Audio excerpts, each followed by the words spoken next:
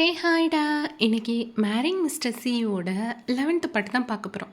இதுக்கு முன்னாடி உள்ள பாட்டெல்லாம் கேட்காதவங்க போய் கேட்டுட்டு வாங்க. அப்போ தான் இது உங்களுக்கு புரியும். சரி வாங்க நம்ம இப்போ எஃப்எஃப்குள்ளே போகலாம். இப்போது நீங்கள் தேயாங்கோட மாமா பொண்ணு சூபின் அண்ட் சீஜின் மாமா பையன் அப்புறம் ஜீவோன் இவங்க எல்லாருமே சேர்ந்து வெளியில் போகிறோன்னு சொல்லிட்டு கிளம்பியிருப்பீங்க. நீங்கள் எல்லாருமே போய் காரில் ஏறுறீங்க. அப்போது நீங்கள் தேயாங்கு ஃப்ரண்ட் சீட்டில் உட்காரலாம் அப்படின்னு சொல்லிட்டு போகிறீங்க. அதுக்குள்ளே அந்த சூபின் வந்துட்டு முன்னாடி போய் உட்காந்துடுறா. உங்களுக்கு அவளை பார்த்தாவே கடுப்பாகுது. அவளை பார்த்துட்டே சரி பின்னாடியே உட்காந்துக்குவோம் அப்படின்னு சொல்லிட்டு நீங்கள் சீஜன் அண்ட் ஜீவனோட சேர்ந்து பின்னாடி உட்காந்துடுறீங்க. ஜீவனும் சீஜினும் ஏதோ பற்றி பேசிக்கிட்டு இருக்கிறாங்க. உங்களை ஃப்ரண்ட் மிரர் வழியாக பார்க்குறான், நீங்களும் பார்க்குறீங்க. அப்படியே கார் ஸ்டார்ட் ஆகுது.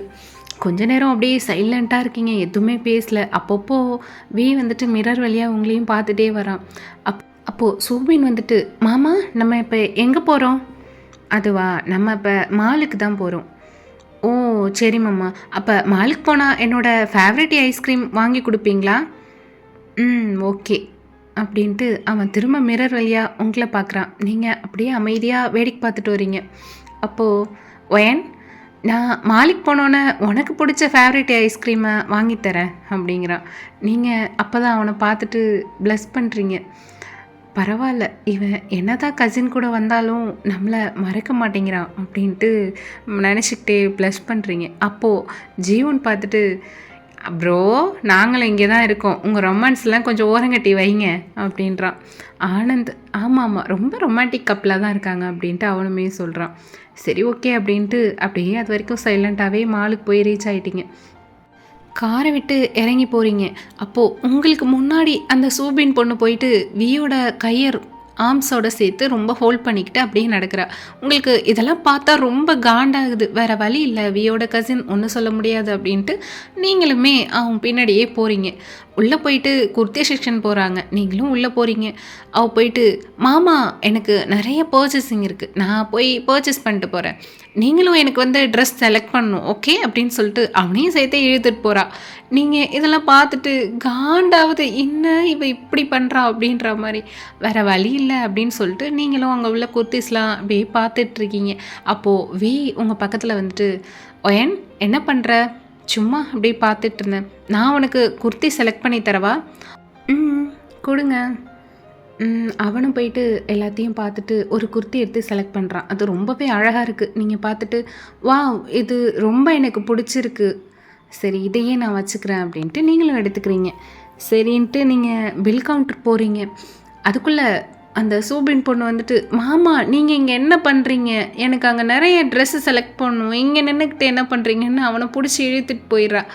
நீங்கள் கவுண்டரில் நின்றுட்டு பில் பே பண்ணலாம் அப்படின்ட்டு உங்கள் கார்டை கொடுக்குறீங்க. அதுக்குள்ளே ரிட்டன் வந்துட்டான். என்ன பண்ணுற நீ? பில் பே பண்ணுறேன். அதுக்கு எதுக்கு உன் கார்டை கொடுக்குற? நான் தானே உனக்கு வாங்கி கொடுத்தேன், அது மட்டும் இல்லாமல் இது என்னோடய ஃபஸ்ட்டு கிஃப்ட்டு, நீ எப்படி பே பண்ணலாம் அப்படின்ட்டு உங்கள் கூட சண்டைக்கு வரான். நீ தானே பிஸியாக இருந்தல்ல உன் கசினோட, அதனால தான் நான் பே பண்ணிக்கிறேன் அப்படின்றீங்க.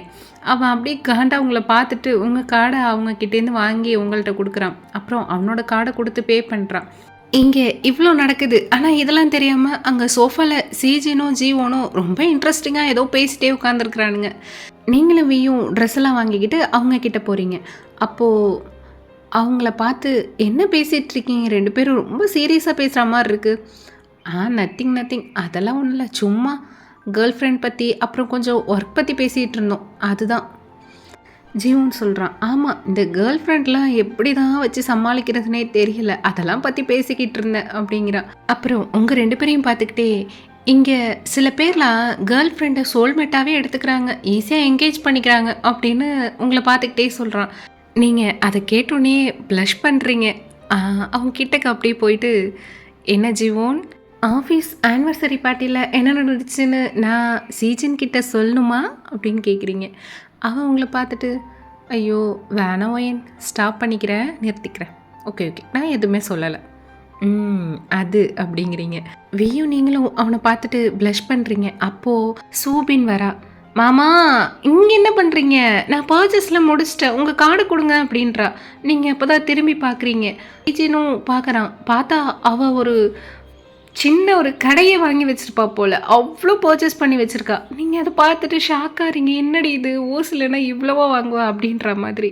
அதுக்குள்ள சீஜன் அவள பார்த்துட்டு, "ஹே! என்ன பண்ணி வச்சிருக்க? இவ்ளோ வாங்கி வச்சிருக்க?" "ஆமா, இதெல்லாம் மாமா எனக்கு வாங்கி தராங்க." "அப்போ உன் கார்ட்ல போய் வாங்கு."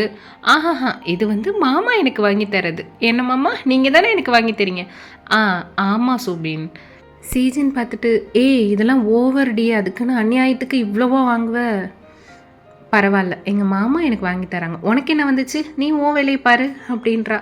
நீயும் அவனோட கார்ட குடுத்துட்டான். அவளும் வாங்கிட்டு போயிடுறா. அதுக்கப்புறம் சீஜன் பார்த்துட்டு, "சாரி ஒயன். இவ இந்த மாதிரிலாம் நடக்க மாட்டா. ஆனா இவன் ஏன் இப்படி நடந்துக்கிறான்னு எனக்கு புரியவே இல்ல.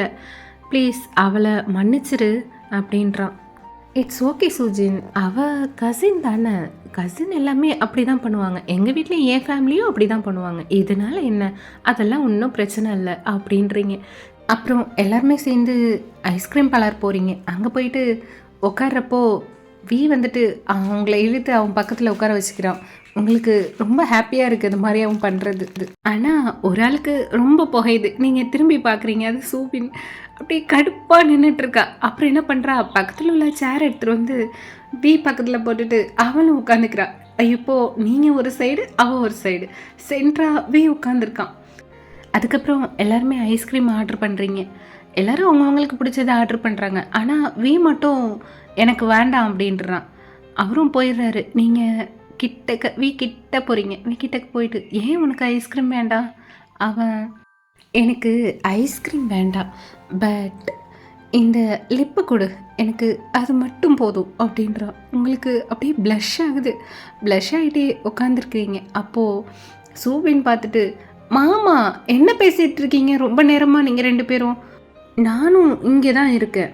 என்கிட்ட பேசுங்க" அப்படின்றா. திரும்பி பார்த்துட்டு, "அது ஒன்றும் இல்லை" அப்படின்றான். உங்களுக்கு இதெல்லாம் ரொம்ப காண்டாகுது. அப்புறம் அழுகையாகவும் வருது. வேறு வழி இல்லாமல் கண்ட்ரோல் பண்ணிகிட்டே அப்படியே உட்காந்துருக்குறீங்க. கொஞ்ச நேரம் பார்க்குறீங்க. அவள் பண்ணுறதெல்லாம் உங்களால் பார்க்கவே முடியல. ஏன்னா நீங்கள் ஐஸ்கிரீம் சாப்பிட எடுத்திருப்பீங்க. ஒரு ஒரு ஸ்கூப் வாயில் வச்சுட்டு அடுத்ததை எடுத்து வீக்கி கொடுக்கலான்னு பார்த்துருப்பீங்க. ஆனால் அதுக்கு முன்னாடியே சூபின் வந்துட்டு, "மாமா அந்த பட்டர்ஸ்காட்ச் நல்லா இல்லை. என்னோடய ஃப்ளேவர் சாப்பிட்டு பாருங்க" அப்படின்ட்டு அவள் ஊட்டி விடுறா. வீயும் ஏதோ சொல்ல முடியாதுன்றால அவனும் வாங்கிக்கிறான். உங்களுக்கு இதெல்லாம் பார்க்குறப்ப அப்படியே டேஸ்ட் ஃபார்ம் ஆகுது. வேறு வழி இல்லாமல் நீங்கள் டக்குன்னு ஐஸ்கிரீம் சாப்பிட்டுட்டு, "நான் கீழே போகிறேன், நீங்கள் வந்துருங்கன்னு" சொல்லிட்டு எதுவுமே பேசாமல் உங்கள் பேக்லாம் எடுத்துகிட்டு கீழே போயிட்டீங்க. உங்ககிட்ட ஒயன் அப்படின்னு எழுந்திருக்கிறான். நீங்கள் அதுக்குள்ளேயே டக்குன்னு நடந்து கீழே போயிட்டீங்க. அவன் வேறு வழி இல்லாமல் அப்படியே உட்காந்துட்டான்.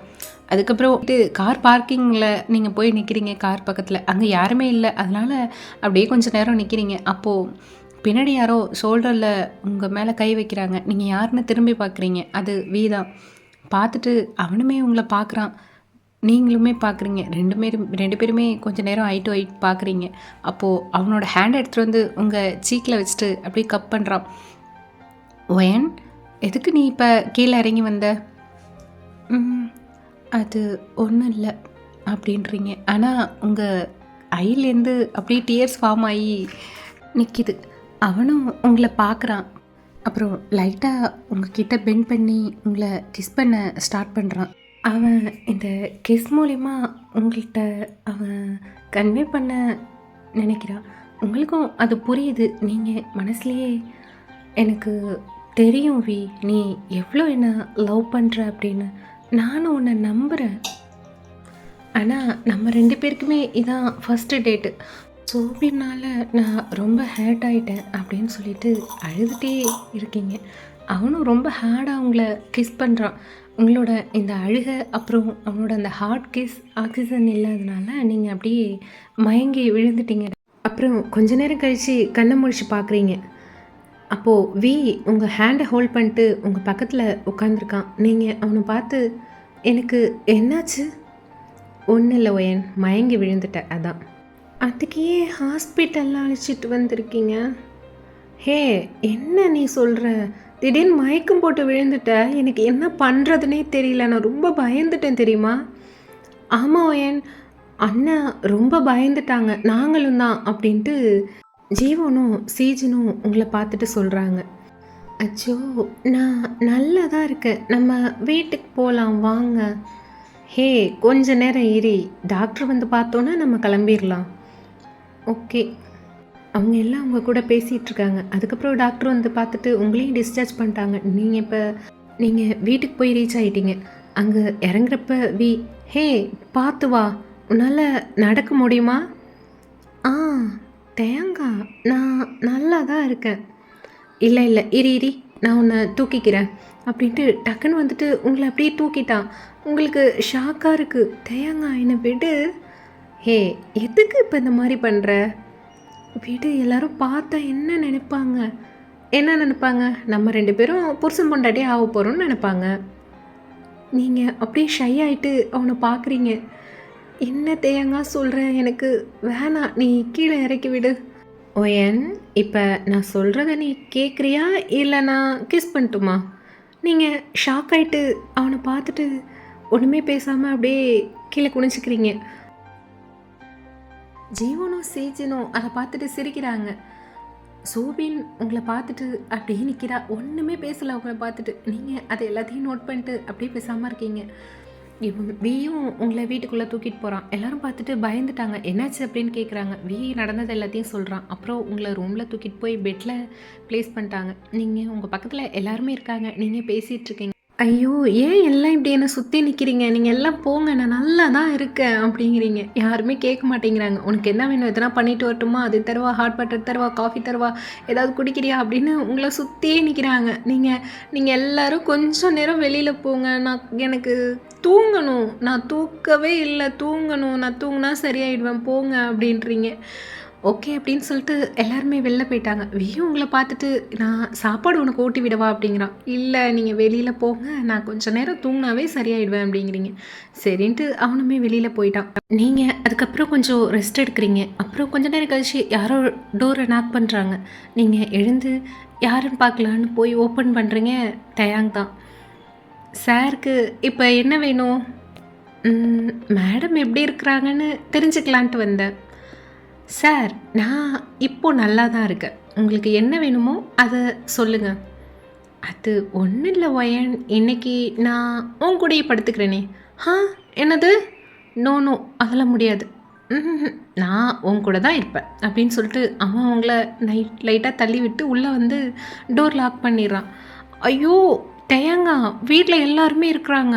இப்போ வேறு எனக்கு உடம்பு சரியில்லைன்னு சொல்லிட்டு அடிக்கடி என்னை பார்க்க வராங்க. யாராவது வந்து பார்த்தா நான் என்ன பண்ணுவேன்? அதெல்லாம் சொல்லிக்கலாம், விடு, நான் பார்த்துக்கிறேன். என்ன சொல்கிறீங்க தேயாங்கா, எனக்கு பயமாக இருக்குது, வேணாம். அதெல்லாம் இல்லை, நீ இங்கே படுத்துக்கோ, நான் அந்த கார்னரில் படுத்துக்கிறேன், அவ்வளோதான். தேயாங்கா சும்மா எரி ஒயன், இங்கே வா, இங்கே வந்து உட்காரு அப்படின்ட்டு உங்களை பெட்டில் உட்கார வைக்கிறான். நீங்களும் உன் பக்கத்தில் போய் உட்காடுறீங்க. அவன் அப்படியே உங்களை ஹக் பண்ணிவிட்டு உங்கள் ஃபோர்ஹெட்டில் ஒரு கிஸ் பண்ணுறான். அவ்வளோதான்டா, இதோட இந்த பாட்டு முடிச்சுக்கோ. நம்ம நெக்ஸ்ட் பாட்டில் மீட் பண்ணலாம். ஓகே, பாய்.